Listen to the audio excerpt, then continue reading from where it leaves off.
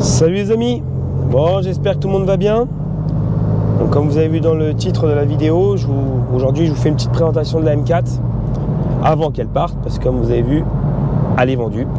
Elle part demain matin, donc j'en ai profité de faire un dernier tour avec, d'aller la nettoyer, de mettre le plein puisque c'est un abonné qui récupère cette voiture. Et donc je vous explique pourquoi.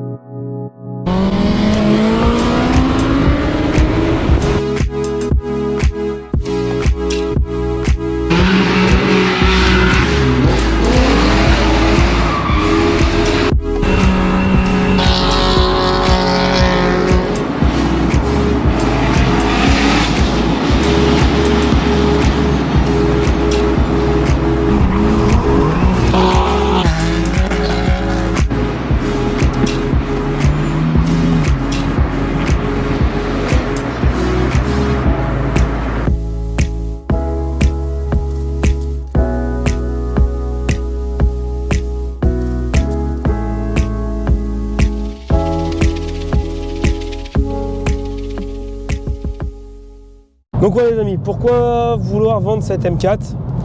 Donc je vais vous expliquer un petit peu mon raisonnement et mon point de vue, et surtout pourquoi, ce qui m'a fait décider à vendre cette voiture là. Voilà, puisqu'en fin de compte j'ai fait, vous avez vu au fur et à mesure, j'ai fait un petit peu cette voiture là à mon goût. J'ai défloqué la voiture, j'ai refait faire les jantes, j'ai mis des pneus neufs, on a refait l'entretien complet, même au niveau déco vous allez voir, j'ai changé la déco de la M4, j'ai fait quand même pas mal de choses dessus.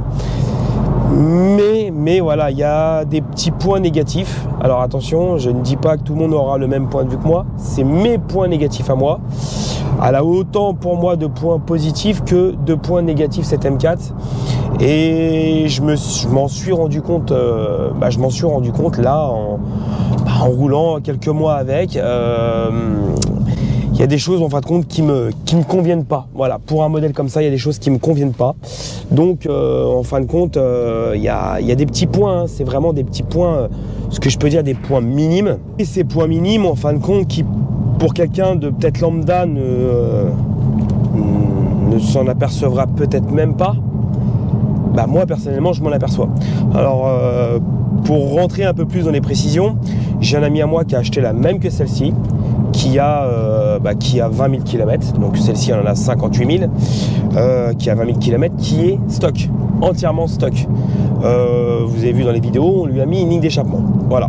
Donc pour moi, le gros problème de cette voiture-là, hein, c'est vraiment mon point de vue. Attention, hein, chacun le voit différemment. C'est que pour moi, c'est une voiture qui n'est pas confortable du tout. Voilà. Je pensais au début que c'était dû au ressort court, mais en fin de compte c'est uniquement un ressort pour descendre la caisse et non pour la raffermir, puisque j'ai pu comparer bien sûr les deux, hein, la d'origine et puis celle-ci. Pour moi la M4 n'est pas confortable du tout. Voilà, là pendant les périodes de Noël j'ai bougé un peu avec la femme, les enfants, franchement c'est pas confortable. Nous on est en campagne, donc dès qu'on tombe sur une route cahoteuse, voilà, on est comme ça dans la voiture et franchement ça me gave. Clairement ça me gave, je supporte pas ça du tout. Et je vais être franc avec vous, c'est réellement, et je dirais uniquement pour ça que je revends cette voiture là. Voilà, c'est vraiment juste pour ce problème là. Pour moi il n'y a pas de confort, la voiture est beaucoup trop raide. Donc après vous allez me dire c'est une M. Oui, ok c'est une M. Moi qui ai eu beaucoup de M, c'est la première que j'ai qui est aussi pas confortable. Voilà. Donc c'est vraiment le premier point qui m'a chagriné. Deuxième point, après, le problème de puissance. C'est-à-dire, alors au contraire, pour moi je trouve qu'elle est trop puissante. Elle est vraiment trop puissante, il n'y a pas assez de prise au sol. Ce que j'ai fait, moi, les jantes comme c'est du 11 pouces, 11 à l'arrière, 10 à l'avant, j'ai remis les tailles adéquates en conséquence de la largeur des jantes, c'est-à-dire 2,75 avant, 305 arrière. Et même en passant avec du 305 arrière, il n'y a rien, mais alors rien du tout qui passe au sol. C'est un truc de malade. C'est la voiture qui est comme ça. On peut rien y faire, elle est comme ça. Pourtant, avec Evox et puis KSF, ils ont fait une cartographie. Pas du plug and play, attention, ils ont fait une cartographie sur mesure avec un couple limité pour pas non plus en exagérer. Même avec ça, Voilà, il n'y a rien qui passe au sol. Si on veut commencer à s'amuser avec, bah forcément, il faut retirer les assistances. Il n'y a rien qui passe au sol. Voilà, vous prenez, admettons, une M5, une M6 qui est un peu plus lourde, ou même une ancienne M3 46. Il y avait de quoi... Là, on rentre vraiment dans le technique. Hein. Je parle vraiment de technique. Là, on ne parle pas d'esthétique. C'est vraiment technique et confort de conduite. Voilà. On pouvait s'amuser, se faire plaisir et que la puissance passe au sol. Malheureusement, sur celle-ci, il n'y a rien, mais vraiment rien du tout qui passe au sol. Là, il fait sec. Vous allez voir tout à l'heure, je vais mettre en M2. Je vais accélérer. En fin de compte, voilà, ce que je vous expliquais, c'est que sur un véhicule comme ça, admettons, là, je suis normal. Si je veux accélérer, voilà. Et on pourrait continuer comme ça encore pendant... Parce que c'est moi qui ai coupé, mais en fin de compte, c'est bien ce que je dis, il n'y a rien qui passe au sol. C'est chiant.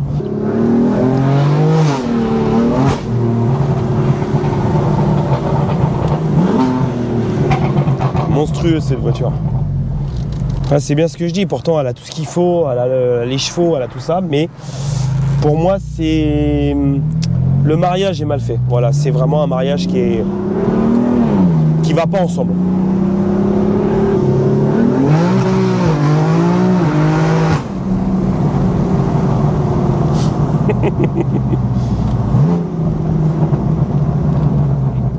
Rien qui passe au sol. C'est que si moi je l'accompagne pas à l'accélérateur, bah la voiture elle reste sur place quoi. Donc ça c'est franchement c'est super chiant. Voilà. Ou alors sinon il faut rouler constamment comme je fais en M1 ou en M2 avec des assistances supprimées pour pouvoir éviter d'avoir constamment la pédale qui est coupée au niveau de l'accélération. Bon bref, il y a ça. Niveau après en point négatif, je parle vraiment qu'en point négatif hein. Après je vais venir au point positif. On va avoir aussi un problème pour ma part qui a eu que des V8 et des V10, un problème de son, ça je le savais très bien, qu'en prenant un 6 cylindres il allait manquer quelque chose. Donc même si il y a les chevaux, parce qu'il faut dire ce qu'il y a, il y a les chevaux, il manque un petit quelque chose. Voilà, personnellement j'ai un peu de mal, j'ai clairement du mal, surtout que bon, ce qui fait le job, heureusement c'est la ligne de chez Evox, a fait le job, c'est elle qui lui donne son bruit, puisque quand, j'ai déjà essayé, hein, quand on dépose une ligne d'échappement complète sur l'M4, ça fait aucun bruit, hein, on a l'impression de démarrer une diesel, hein, clairement, c'est vraiment la ligne qui fait le job, donc ça me chagrine, mais c'était pas trop ce qui me posait problème.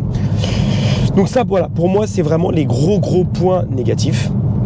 Après c'est pareil, c'est en rentrant plus dans les détails, vu qu'on va avoir du 6 cylindres, le moteur doit pas tout à fait tourner comme il devrait tourner, en comparaison à un V8 ou un V10, on a des petits bruits parasites, petites vibrations dans la coudoir, mon collègue il l'a, moi j'ai une toute petite vibration à certains régimes au niveau de la plage arrière que j'ai démonté, j'ai changé les mousses, c'est toujours pareil, on peut rien y faire, c'est la voiture qui est comme ça. Donc voilà, moi vous avez peut-être rigolé, mais c'est vraiment pour ça que je vends la voiture. Et pour rien d'autre, c'est vraiment ces petites choses-là qui me chagrinent et réellement qui me pourrissent la vie. Donc c'est pour ça que j'ai remis la voiture en vente. Après, niveau positif, hein, parce qu'il n'y a pas que du négatif, c'est une voiture qui est super, prise en main, rapide, ça passe partout, c'est plus petit qu'une M5 ou qu'une M6, ça c'est clair, hein. C'est assez polyvalent. C'est une bonne voiture, elle a de la gueule franchement au niveau design de la voiture, niveau châssis, niveau tout ça, franchement ils ont jobé mais de fou, elle est magnifique, il n'y a rien à dire. Voilà, après demain, si vous me posez la question, vous me dites est-ce que pour toi ça serait un véhicule de tous les jours? Moi personnellement, surtout nous à la campagne avec les routes qu'on a, clairement non, c'est pas un véhicule de tous les jours, on peut pas se permettre de rouler tous les jours avec une voiture comme ça, c'est pas confortable, voilà. Donc voilà, sinon écoutez, le peu de temps que j'en ai passé avec, c'est que du plaisir, ça roule bien, on rigole bien, quand on veut faire le con on rigole bien. Quelqu'un qui est un peu plus jeune que moi, parce que bon, je suis pas un vieux, mais bon, voilà, j'ai passé la trentaine, quelqu'un qui a 20 piges, forcément, il aura peut-être des sensations, il recherchera d'autres sensations, donc pour lui, peut-être que ce manque de confort ne va pas le déranger, et là justement, c'est un jeune qui l'a racheté, il sait très bien qu'il met les pieds, il sait très bien que c'est des voitures qui sont raides, qui sont pas spécialement confortables, mais il voulait absolument une M4. C'est ce que je lui avais dit avant de la racheter. J'ai dit écoute, je te conseille, réfléchis bien, c'est pas non plus, on parle pas d'une voiture à 20 000 euros, il faut bien que tu réfléchisses avant d'acheter une voiture comme ça. Il m'a dit non, je veux une M4, je voulais un modèle qui était spécifique, et bon bah là c'est sûr que sur celle-ci, la Evox, elle est spécifique, elle est déjà entre parenthèses entièrement préparée, kit carrosserie, moteur, tout, non, franchement il n'y a rien à dire, ils ont super bien travaillé, Evox a fait un travail de titan sur cette voiture-là, je ne peux pas lui trouver de défaut à ce niveau-là, voilà. Donc, voilà pourquoi je me sépare de cette M4. Après, bon, la prochaine, vous verrez, hein, je la récupère, donc là on est vendredi, à part samedi matin, donc elle est vendue déjà depuis 15 jours, mais à part demain matin. Moi je récupère la mienne à Béziers dimanche. Vous verrez, ce que je peux vous donner en indice, c'est que c'est un modèle, c'est un ancien modèle. Alors quand je dis ancien modèle, voilà, c'est dans les années 2010. Je préfère vous dire 2010, même si c'est réellement une 2010, mais il peut y avoir aussi un modèle avant ou après, ça vous laissera réfléchir un peu. Je suis reparti sur un de mes premiers amours. Au début, j'étais parti sur de la Maserati. Le problème pour moi, pas assez puissant. Pour ma part, je trouvais que c'était pas assez puissant. Au début, on voulait partir aussi sur une Ferrari Scaglietti 612 en V12. Parce que moi, le premier, il me faut absolument une 4 places, puisque c'est mon véhicule de tous les jours, mon véhicule pour les vacances, mon véhicule pour partir, pour bouger quoi, avec la famille. Donc, il me faut absolument une 4 places. Sinon, je serais bien parti sur une petite Lambo, mais on verra ça dans quelques années. Donc du coup il fallait absolument une 4 places, donc je suis reparti sur un de mes premiers amours en 4 places bien sûr, puisque ce qui se fait sur le marché à l'heure actuelle, malheureusement, je ne dénigre pas, ils font des beaux trucs au niveau esthétique, mais pour ma part c'est pas ce que je recherche. Pour moi c'est pas abouti dans ce que je recherche. Voilà, c'est que maintenant c'est la course à la pollution, c'est la course à la consommation. Vous allez peut-être rigoler, beaucoup de personnes veulent de la puissance et pas consommer, et moi c'est le contraire. Vous allez rigoler, j'adore passer à la pompe à essence, limite j'ai le sourire de mettre le plein, et plus la voiture va consommer et plus je vais être content. Mais bon, ça c'est mon délire à moi personnel. Donc prochaine voiture qui devra arriver sur les écrans là d'ici une quinzaine de jours. Je peux déjà vous donner les modifs, puisque j'ai déjà commandé les pièces. Donc il y aura un peu d'esthétique carrosserie. Intérieur, je ne pense pas. Extérieur, on va avoir bien sûr une ligne sur mesure que je suis en train de me faire fabriquer par un de mes fournisseurs. On va avoir une entrée d'air Eventuri, un kit d'admission Eventuri. On va avoir reprogrammation, on va avoir tout ce qui va bien pour faire quelque chose de joli. Et ça sera déjà pas mal. Écoutez les amis, j'espère que cette petite vidéo explicative vous a plu, parce que beaucoup m'avaient posé la question, ils étaient étonnés que je me séparais de la voiture, de la M4 aussi rapidement. Maintenant vous savez pourquoi. J'espère que ça a été clair et que j'ai pu aiguiller certaines personnes qui peut-être cherchaient à acheter un M4 ou un M3, parce que clairement le M3 c'est pas parce que c'est un 4 portes qu'elle sera plus confortable, c'est exactement la même chose. Au moins les gens vont pouvoir un petit peu se rendre compte un peu de ces modèles là, et peut-être pas faire l'erreur d'acheter la voiture et la revendre au bout de quelques mois comme moi j'ai fait, parce que elle ne convient pas en termes de confort, ou elle convient pas en confort, place, agrément de conduite, voilà.